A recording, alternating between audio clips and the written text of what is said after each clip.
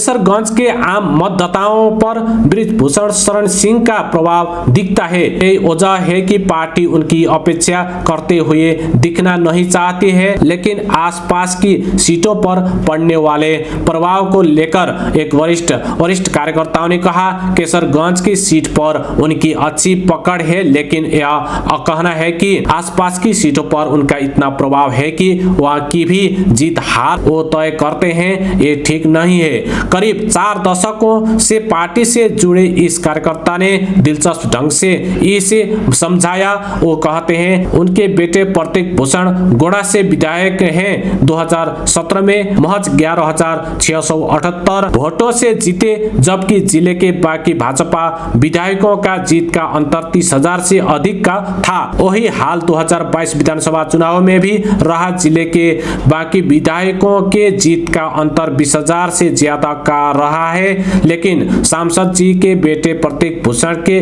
गोड़ा से जीत का अंतर 7,055 तक आ गया। भाजपा और मोदी जी की लहर के बावजूद अपने बेटे को जैसे तैसे जीता पा रहे हैं। बहरहाल केसरगंज में दिलचस्प स्थिति है कि विपक्षी समाजवादी पार्टी ने अब तक अपने उम्मीदवार का ऐलान नहीं किया है। गोड़ा के सपा जिला अध्यक्ष अरशद खान केसरगंज से सपा प्रत्याशी का नाम घोषित करने में हो रही देरी पर कहते हैं, हम तो भाजपा के प्रत्याशी के नाम का इंतजार कर रहे हैं। भाजपा के प्रत्याशी के नाम की घोषणा के बाद ही हम सामाजिक समीकरण के आधार पर अपने प्रत्याशी को चुनाव में उतारेंगे। इस तरह की रणनीति है।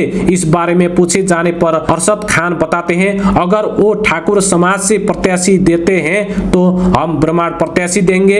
अगर वो किसी ब्राह्मण को अपना चेहरा बताते हैं तो हम ठाकुर को उतारेंगे। अगर वो ओबीसी वर्ग से किसी को लाते हैं तो हमारी तरफ से लड़ने के लिए जिताऊ ओबीसी कैंडिडेट भी तैयार है। हम तो बस उनका इंतजार कर रहे हैं। अरशद खान दावा करते हैं कि भले नामांकन का अंतिम दिन आ जाए, लेकिन समाजवादी पार्टी बीजेपी के उम्मीदवार के ऐलान के बाद ही अपने उम्मीदवार की घोषणा करेगी। हालांकि एक चर्चा ये भी है कि क्या समाजवादी पार्टी केसरगंज के वर्तमान सांसद बृजभूषण शरण सिंह के बीजेपी से टिकट कटने का इंतजार कर रही है कि ऐसे दशा में सपा बृजभूषण शरण सिंह को अपना उम्मीदवार बनाकर 2009 की तरह ही केसरगंज से चुनाव लड़ाए। इसके जवाब में सपा जिला अध्यक्ष कहते हैं, हम इस तरह के किसी इंतजार में नहीं है और ना ही इसको लेकर कोई चर्चा ही हुई है। लेकिन यदि केसरगंज के वर्तमान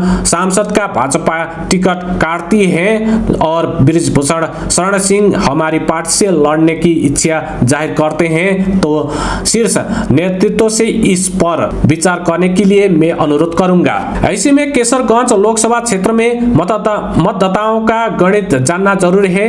यह चुनाव क्षेत्र गोड़ा की 3 विधानसभाओं तरबंगज, कर्नेलगंज, कटारा और बहराइच जिले की 2 विधानसभा केसरगंज और पगायपुर से मिलकर बना है। पिछले 3 बार से लगातार बृजभूषण शरण सिंह यहाँ से सांसद निर्वाचित हुए हैं। 2009 में समाजवादी पार्टी से जीते, उसके बाद 2014 और 2019 में बीजेपी प्रत्याशी के तौर पर जीत दर्ज की थी। मौजूदा समय में केसरगंज लोकसभा की 5 विधानसभाओं में से 4 विधानसभा तबरगंज, कर्नेलगंज, कटारा और पगायपुर पर बीजेपी का कब्जा है, जबकि केसरगंज विधानसभा सपा के पास है। यहाँ सपा की स्थिति भी ठीक ठाक रही है। 1996, 1998, 1999 और 2004 4 बार लगातार सपा से बेनी प्रसाद वर्मा केसरगंज से सांसद रहे।